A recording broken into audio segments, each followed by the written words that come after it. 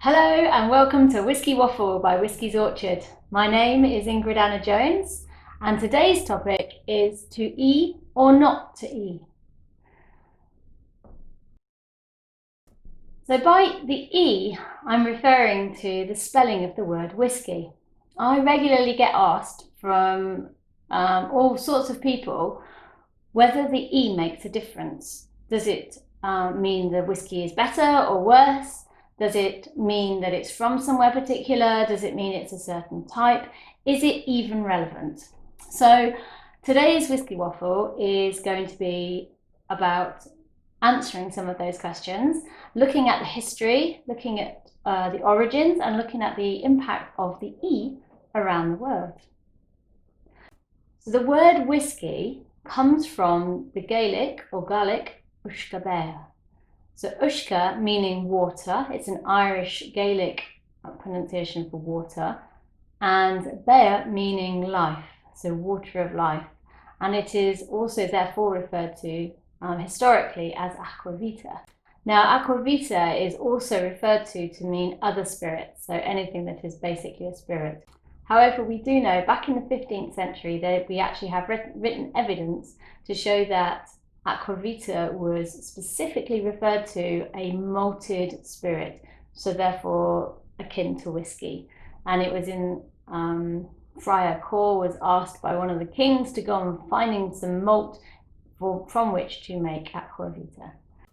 So I have come across references to the use of the E directly referring to the translation of uisce into English, therefore into whiskey, as a word from Irish Gaelic or Scottish Gaelic. Before the 20th century, the spelling of the word whiskey actually wasn't fixed, and you could find examples of whiskey with an E and without an E almost being mixed all over the place. And for example, you can see in this early advertisement for Dunville's, which is an Irish whiskey, it is spelt without the E. Now, even more interestingly, Dunville's whiskey as a brand has been reintroduced by a distillery, a very nice distillery over in Ireland, Northern Ireland, called Ecklinville, and they are producing Dunville's whiskey again. However, they've changed the spelling. So it is now showing an E, and if you look it up on Google, it will show it with an E. The other reference to the use of the E in the word whiskey comes from the 18th century. And it was at this time that the coffee had produced the coffee still, which is the column still, and that was very good for making grain whiskey. And Scottish people had totally taken this on board and were producing a lot of grain whiskey. And the Irish guys at that point thought that was an inferior whiskey because they were still making all of their whiskey only through a pot still, which is the more usual type of still that you know, the sort of the bulbous bottom and the sort of long arm, where the column still is slightly different. We'll do another topic on that another time. So the Irish guys, in order to differentiate their whiskey from what they saw as inferior Scottish whiskey, wanted to do something to differentiate it, so they put the E into the word. Now, this is quite widely believed as being the reason for why the E appeared first in the Irish whiskey. So it was basically a marketing ploy. And it was also when they were exporting their whiskey to America, as were the Scottish guys as well, but they wanted the Americans to see it as something that was of higher quality. And interestingly, it clearly worked because obviously back in the 17th century, there was a lot of, from then onwards, there was a lot of Irish migration to America. And you can see that the Americans also spell their whiskey with an E. Now, that's not so all over America. I think places like Maker's Mark still use it without an E. But predominantly, there is a lot of whiskey, the sort of the known spelling in America is with an E. So you've got a link there between Ireland and America that differentiates both of those from Scottish whiskey. Now, as we know, actually, both Scottish and Irish whiskey are very high quality. Both of them, both places make amazing whiskies today. So I believe there might be a possible link to geography. So we've already talked about Irish immigration to America. And so the other thing though, when it comes to geography, is there does seem to be links between where the whiskey came from into that country and how they therefore spell it. So for example, there is quite a strong connection between Scotland and Canada spell it without an E. There is also Japan. I mean, how can we ignore Japanese whiskies these days? In Japan, it was a gentleman called Masataka Takasuru. I do apologise if I haven't actually got that pronunciation correct, who is also known as the father of Japanese whiskey.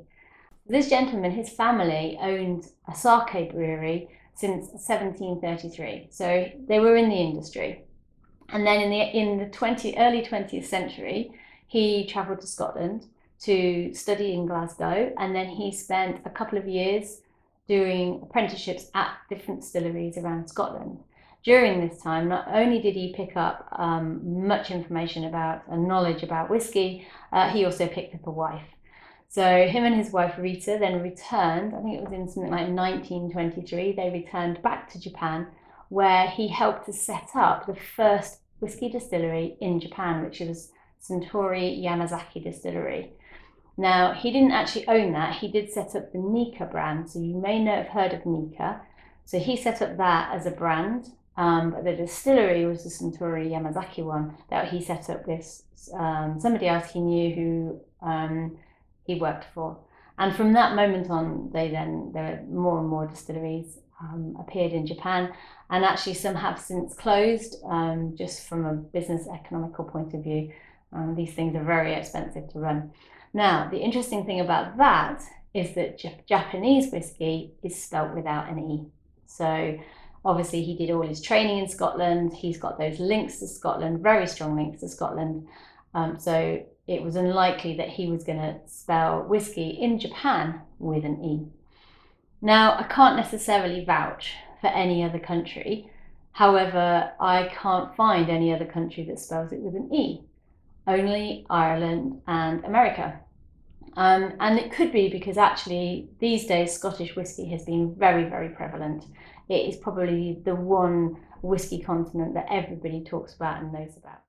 So, in conclusion, do we think the E is important?